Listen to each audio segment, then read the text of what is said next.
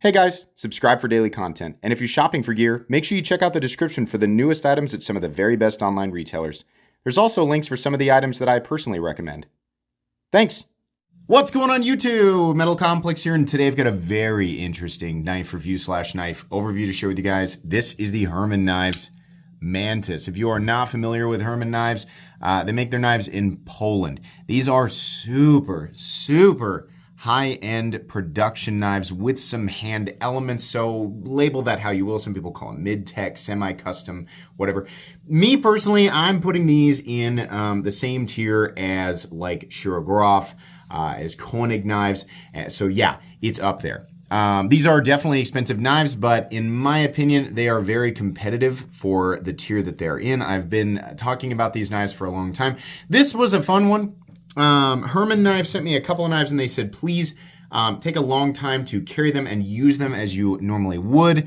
We really want to hear your thoughts, with these in your pocket as like regular user knives. And the reason I'm mentioning this is because the one that I've got is like a super ultra premium like Grail custom that I just couldn't bring myself to put in my pocket. So it was really nice of them to send these so that I could, carry them and use them. I've got a different model there that I'm referencing, but I did get to spend some extensive time with this, using it as a regular pocket knife. I did not take it out and try to baton with it or anything like that. I cut stuff that I normally cut, like cardboard, some zip ties periodically, a lot of packaging material, stuff like that. But if you remember when I unboxed this thing, it was a long time ago. So I've been making room in my rotation to actually carry and use it. And I can't wait to report my findings about this knife and the steel also, because the steel is M398, which was a steel that I didn't have a lot of experience with. So thank you so much to Herman Knives and Polish Custom Knives for sending this in. You can check out Polish Custom Knives and actually this knife, which should be available right now, right down in the description. Thanks to my patrons for supporting me, and please make sure to follow me on Instagram at metal_complex. Let's go ahead and get a measurement. Herman Knives, they do kind of the same thing. They just make different shapes, and all of them work. I haven't actually handled a Herman knife that it doesn't work, right? I mean, these are made by somebody who really cares about ergonomics and ease of manipulation, stuff like that. Let's go ahead and get a measurement of this guy. So overall length of the Herman Mantis is coming in at a surprising 8.6 inches. Blade length coming in at 3.75, and cutting edge coming in a hair shy of maybe 3.65 inches, which is pretty cool. The ratios on this are awesome. This knife is almost exactly the same length as the Ontario Rat Model 1, but we're at an angle here, so it's looking a little bit longer. And then up against the Ontario Rat Model 2, you can see it's quite a bit bigger. How about up against the Spyderco PM2 and the Spyderco Para 3? You can see here, definitely longer than PM2 and the Para 3. How about up against the Demco AD 20.5? There we go.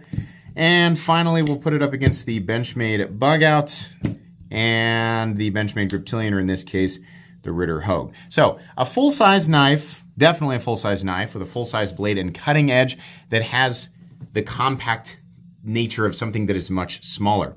How's the action? Boy, if you're not familiar with Herman Knives, yeah, the action's perfect. And you also get that beautiful, the sing. Let's see if I can get it. Whoops. They ring a little bit. All of these Hermans do this. They're a little bit different, right? Each model's a little bit different, but they all have beautifully tuned detents. Just wonderful breakaway. Very easy access to the recessed liner lock. This has just been a joy. I mean, literally every time I got this knife out, and you can see here, this finish, by the way, is really awesome. I left as much, as much as I used it, it just really doesn't pick up a whole lot of marks. And, you can believe me if you want, you can not believe me. Legitimately, over months of carrying and using this thing, I tried not to clean it off so that you could see, but this finish just doesn't show a lot of wear. And every time I cut into something, it's like whatever I was cutting, mainly cardboard, would just wipe the blade clean, right? I wasn't cutting into muddy tires that were halfway buried in the ground or anything like that. Obviously, it'd be much dirtier. But this finish really does kind of shrug off a lot of, what you'd expect from cardboard and tape and other adhesive and stuff like that. Yeah, anyways, access to that recessed liner lock there has just been wonderful. Everything, the action has stayed exactly the way that I assumed that it would. Everything stayed exactly the same. These are beautiful. The action is perfect. I wouldn't change a single thing.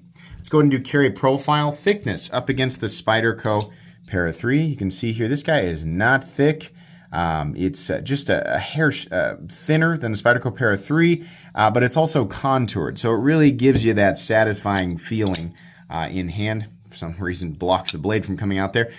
Carry profile length and height up against the PM2 and Para 3. You can see here, this guy is actually about the same in body length as the PM2. It looks a little bit longer, but it's about the same, again, because we're at an angle. Including the flipper tab or the tallest parts of the knife, we are still not quite as high as, let me get it right here. It's still not quite as high as the PM2 or Para 3. So really, you know, truthfully, my experience with this is it just kind of disappears. It really does. For being the size that it is, it's so beautiful in the pocket. I can't emphasize that enough. Let's go ahead and do a hardware check. I'll get out my tools.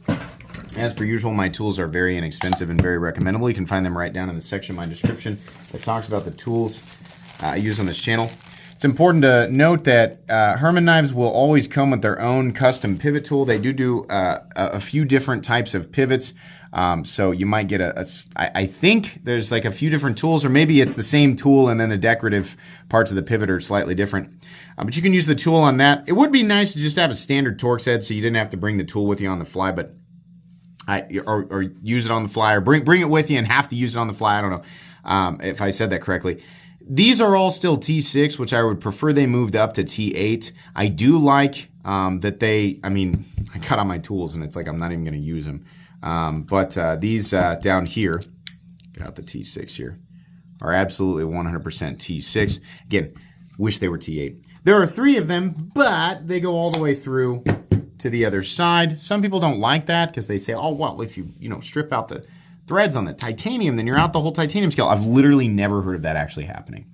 I think it's extremely unlikely. And in my opinion, it's really just a benefit because you're only looking at 3 screws and they're all held together. I mean, this is a stronger setup in my opinion. Not that, whether or not the screws go all the way through really is a measure of true durability or anything like that, but it's just simpler. And I like that they dome the screws off on the other side. I think that's a nice look. So I don't know. I don't really have a problem with that. You have another screw if you're wondering what that little bead is right there. That's the screw that's holding in the recessed liner lock. So minimal hardware, easy disassembly, nothing crazy going on here. So I wouldn't worry too much about anything. But as long as you've got, the right tools and a place to put your hardware, you should be good to go. A little piece of Tupperware is the way to go. Or a magnet. If you guys didn't know, if you've ever watched me do disassembly videos, I use the angle square and I just use these various pads. This is also linked in my the Amazon store. I don't talk about this much, but I like this because I can put the various screws like right on the magnet pad and they just stay there. But anyways, let's go ahead and measure blade stock thickness. I think this is a deceptively thick blade. It's not a thick blade. It's just the way that it cuts is ridiculous. So we're looking at 130. It says 133. It's probably closer to 135 thousandths, which is about middle of the road. In my mind, it was like 125, but I don't know that that's an important detail. Let's go ahead and weigh it. Weight will vary slightly from model to model. Obviously, they have versions of these that are full tie. They got versions with carbon fiber inlays, with Damascus inlays. You can see that these have been generally milled out. So this one will be this will probably be max weight on a Mantis full tie, coming in at 4.76 ounces, which is not perfect in the ratios department. But I mean, come on. 3.75 inches of blade for 4.75 ounces of weight is really not that bad, especially considering the balance on this is pretty good. It's not quite right there in the middle of that choil, right? The primary choil, but it's pretty good. And I can't say that any part of this knife feels cumbersome or bulky or too heavy, right?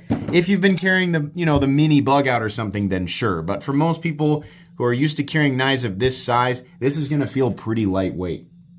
All right, let's go ahead and move into the meat and potatoes here. Ergonomically, this is wonderful. And this is thanks to, attention to like how the human hand is actually shaped. This knife handle has, the profile of this knife handle has been used probably since the dawn of knives, right? Since we were like, oh, if we hold on to something with a blade attached, right, there's, more or less an optimal feel to things, right? This is great. I don't like, and I understand why they do this. It's for lock-in, right? If your hands are slightly bigger than mine, this is perfect for my hands. I wear an XL glove. This is perfect. If your hands are my size or smaller, it's going to be great. For people who have bigger hands than me, and there are, right? Guys, gentlemen, ladies and gentlemen, I hate to burst your bubble, but if you've been walking around thinking you've got gigantic hands because you wear an XL glove, that's pretty kind of middle of the road. I've always said this. I don't know why they size gloves like this, right? People who have truly large hands are 2XL and up, right? And those people definitely exist.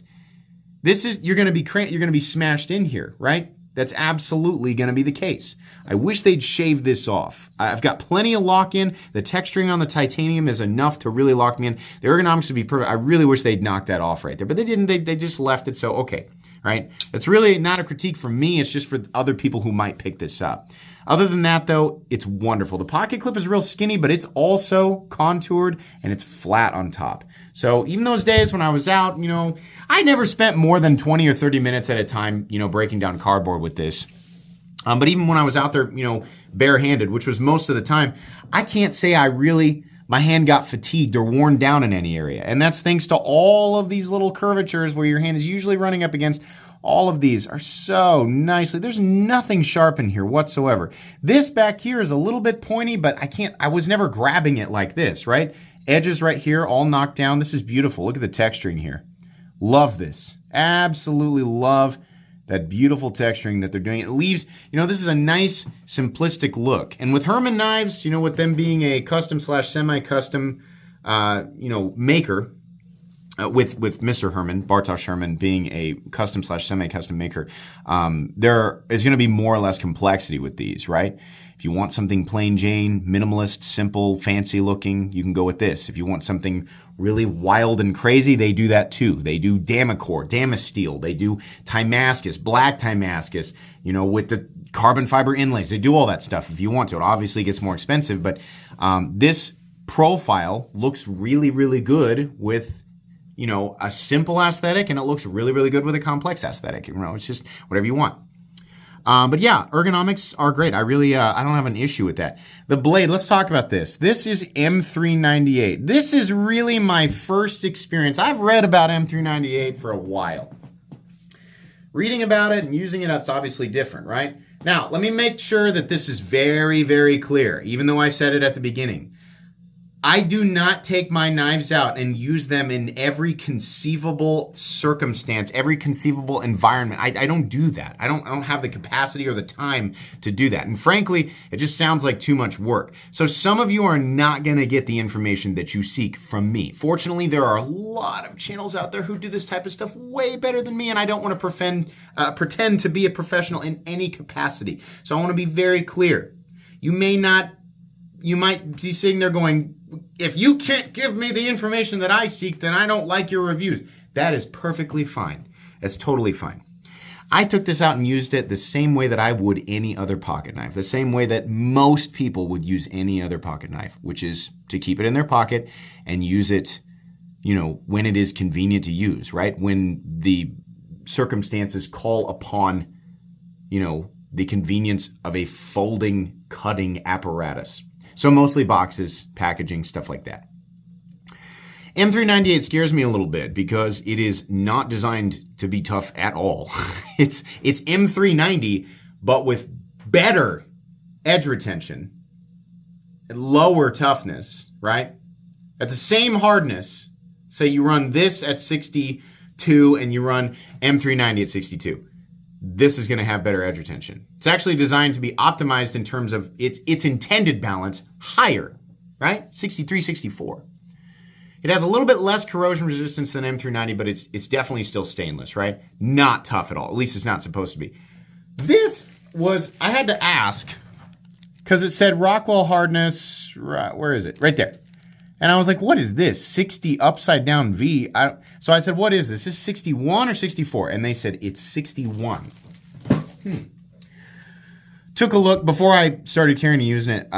Read, Knife Steel Nerds. I want to hear what Laren Thomas reported on it because he's an actual metallurgist, right? And there's data supporting what he's saying. It's not just like, hearsay on blade forums. And he ran it also at 61 and even said, I think in the article, like it's not, and I don't know if this has been updated or not. This is the last thing I read. So that it's actually meant to go higher, 63, 64, right? But even at 61, it was vastly superior in terms of edge retention to M390.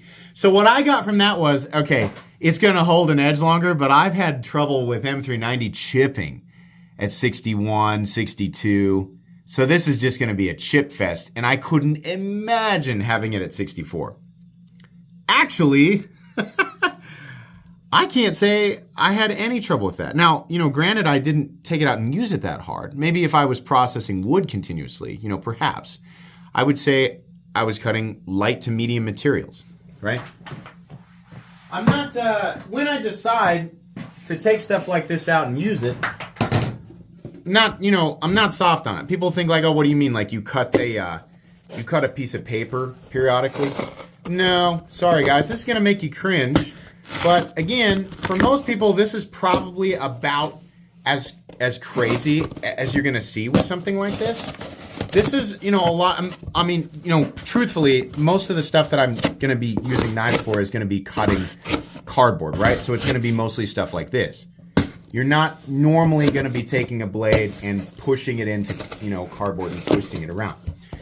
But I thought, if it's gonna be chippy, a lot of people say, oh, it's just cardboard. Cardboard has clay in it, folks. It's actually pretty hard on a knife, if you didn't know that. It's pretty hard, right? Obviously, if you go out and bang this blade on a rock, that's going to be harder on it. But that's a stupid thing to do, and it's a test that doesn't prove anything. See what I mean, though? This finish doesn't really care. A lot of people look at that and be like, it doesn't look like it's even been used, right? Well, it doesn't really seem to care if you're pushing it into cardboard that has adhesive in it, or you're doing kind of stuff like this. It's not really. Occasionally, you'll get some stuff stuck on the end of it, but that finish really shrugs off a lot of use. And I can show you here, real quick. I'm gonna wipe the blade off with just something that I've got. I don't think the EDCI formula has proven to be the best stuff, but real quick, I'm just gonna spray it off so I can show you here. And this isn't even the best stuff to use to clean your blade, right? But wiping this thing off essentially returns it to a state where it appears to have not been used at all. That finish is really nice for just sort of, shrugging stuff off. The other thing is this edge really didn't ever need, I'm going to check once again for anything, any hint of, no, nothing. This is we still have a little bit of adhesive kind of sticking to the edge there, which is this is like a factory mirror polished edge, and it is wickedly thin. Get a piece of paper. This knife has continued to be like this the entire time that I've had it. It really doesn't seem to care. I can't say that it feels less sharp than than when I initially had it. I'm trying to just kind of so M398 at 61 appears to be a lot tougher. Again, well, you're just cutting cardboard. Okay. But still though, in my experience in the past, I've had, 61, 62, or rated that way, M390 blades that have not felt as tough. So I don't know what's going on here. There's obviously some things, beyond my comprehension, right? As to be expected. I'm not a metallurgist. I don't make knives. Don't heat treat blades. These are just my general findings. This knife, M398 at 61, does not seem to care. Or the edge certainly, it shows absolutely no hints of wearing down, which is kind of interesting, kind of amazing to me. That really makes me wonder, like, where does it start to get, chippy? Probably up there where they said was optimal, right? 62, 63, 64 even. I don't know that I'd want something like this because as you, if you didn't know, on the Rockwell scale, as you increase every level up of hardness, creates an exponential difference, right? It's not a static change. So it gets substantially, right? 61 to 62, substantially, more capable in terms of edge retention, but substantially weaker in terms of toughness, right? And this is the general, most potent, most meaningful trade-off, as far as I understand, as a regular Joe who likes to read and uses knives, right? So make of this information what you will. 61 seemed low to me, and this knife just didn't. It never stopped working, right? I was really impressed by how easy it cleaned off, and how, it just came back to life so quickly. I haven't really felt the need to strop it. If there is a change in the edge, I haven't noticed it, right? I don't know. Some people are going to say, well, for me, I'm really going to want that. If I'm buying M398, I'm really going to want those increased levels.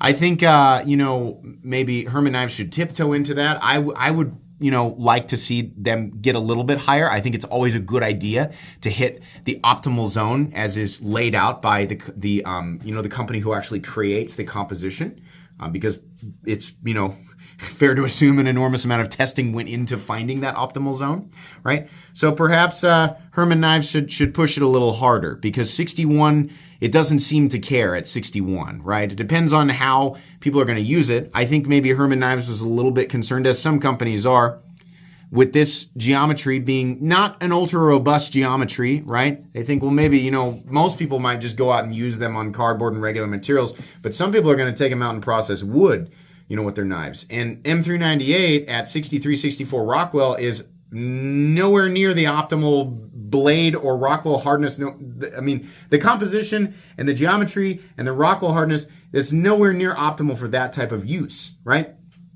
And they know that some people are just going to do that.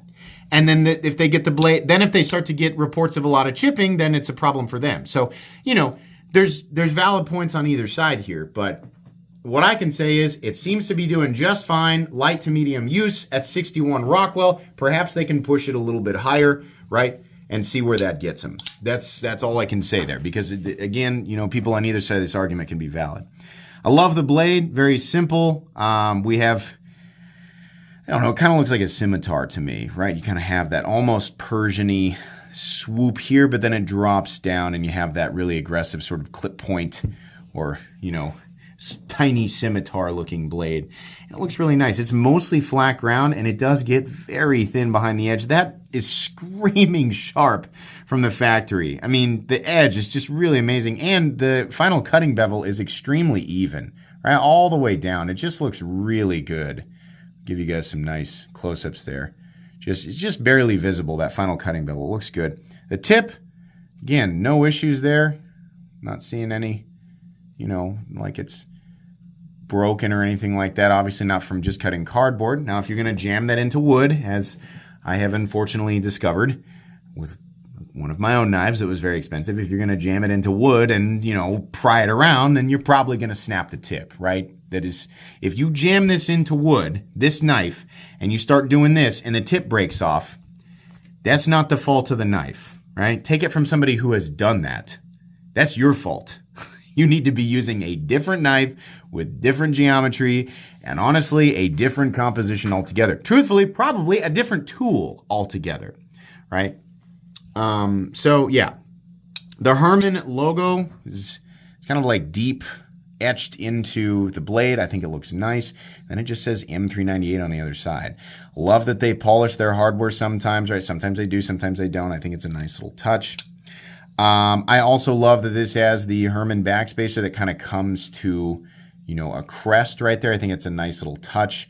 Really appreciate that. These obviously can get more or less complex. This is just a very simple one. The pocket clip, they have that little area carved out underneath the clip that is smooth and also sunk in a little bit. Kind of reminds me of some of the stuff that Shogroff used to do.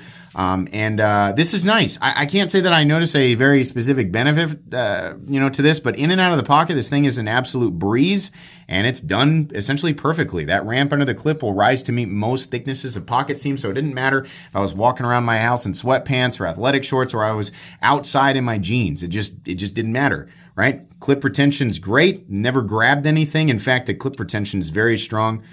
Carry depth is about here, which is fine. That's about medium. Oh no, there's no lanyard. How did I possibly make it through my day without a lanyard hole? If you like lanyards, it's fine. I just don't have a need for them, and I didn't find myself needing it, right, while I was using this knife. There is a little bit of shouldering here, fair amount of shouldering. There's a stop pin located in its traditional spot.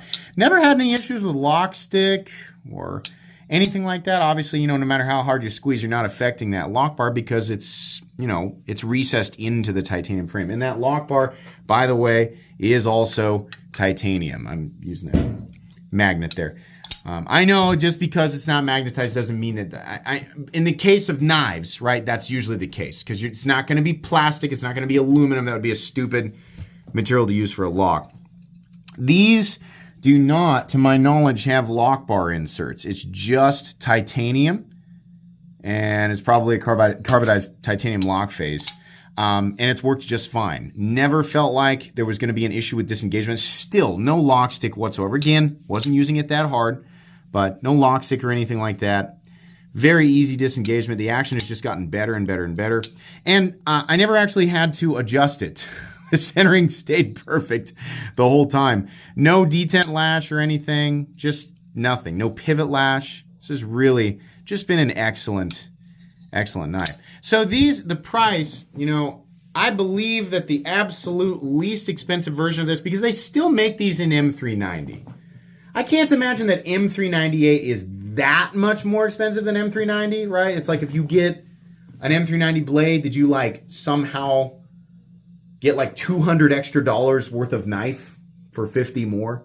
No. I think M398 is probably a little bit more expensive to get from Bowler than M390.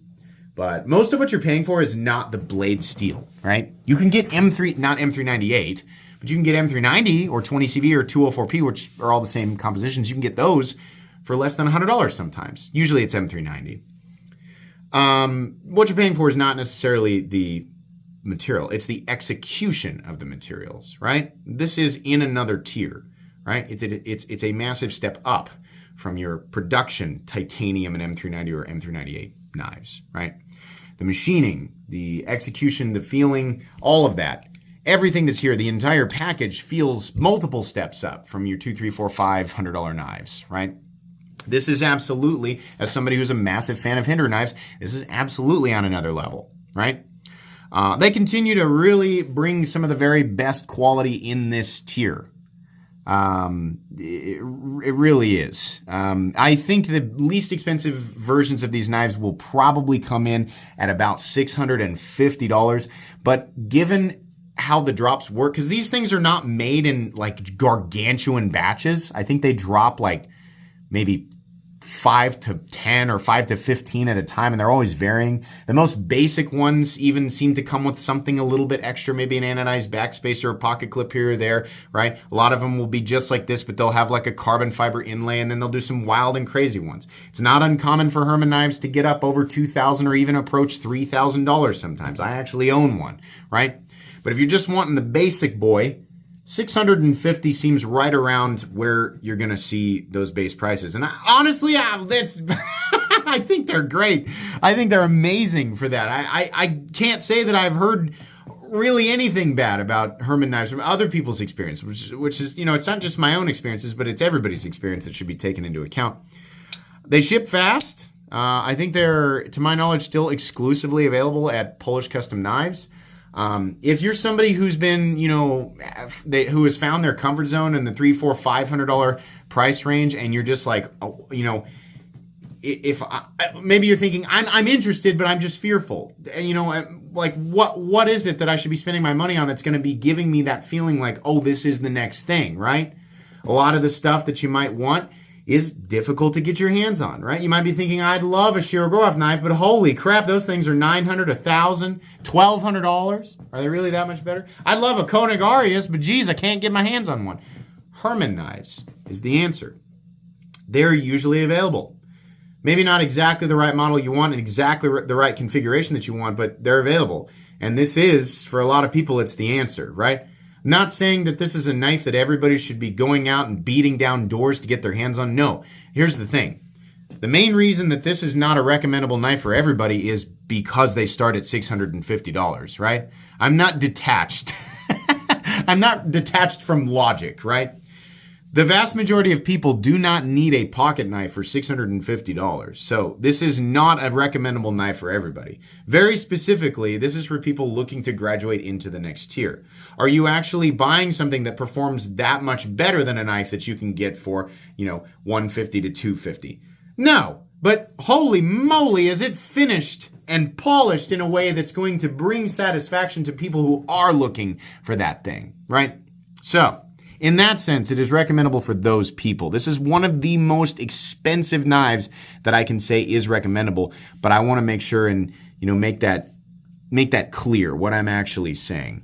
This is great. I would like to see, this thing, I would have to find the exact line where the edge retention for what I'm using it for actually starts to fall off, and then measure it against one that is actually hardened to around 63, where I believe M398 is supposed to be optimized, right? Because I just can't believe M398 is freaking crazy. It's just showed no signs whatsoever of slowing down. Your mileage is going to vary depending on how much you use your knives, but yeah. Herman's geometry, M398 at 61 seems to do pretty darn well, but it's really going to be the cherry on top of the cake for a lot of people. There's a lot of collectors and enthusiasts who buy knives in this territory, more so than people who actually use their knives, right? But there are, right? If you're somebody who doesn't buy knives regularly in this territory and you're like, nobody ever uses knives that are that expensive, you're wrong, right? You think that because you don't regularly buy these knives. You don't know. You just think that because logic would dictate, right? There are definitely more people who collect these types of knives than people who actually use them, but there are people who use them. So they do have to be careful about this stuff, right? They want to get the right Rockwell hardness for both the users and the enthusiasts and collectors who care about it, right? Just kind of like, if you're going to buy, an ultra mega rare exotic car that boasted some level of performance, right? But you're not going to drive it, you still care about those performance stats being accurate, even if you don't plan to drive it, right? Whether or not that makes sense to everybody doesn't really matter, right? It's up to the person who's buying it. But they got to balance that between people who are going to use them and people who are just caring about the numbers being accurate. So this is good to go in my book. I'd just like to see them push the boundaries with M398 just a little bit more. That's going to be pretty much it. I'll put that in my recommended knives playlist.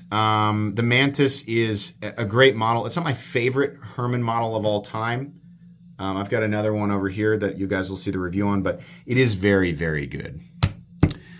Please make sure to follow me on Instagram at metal_complex. If you enjoyed this video, leave a like. If you'd like to check out my other content, I do, of course, have lots of videos of knives that are either expensive or inexpensive that I do or don't like, so check those out. And if you enjoy all my content, go ahead and click on that Metal Complex logo right there and subscribe because there's definitely more coming. Thanks again for watching, everybody, and have a great day.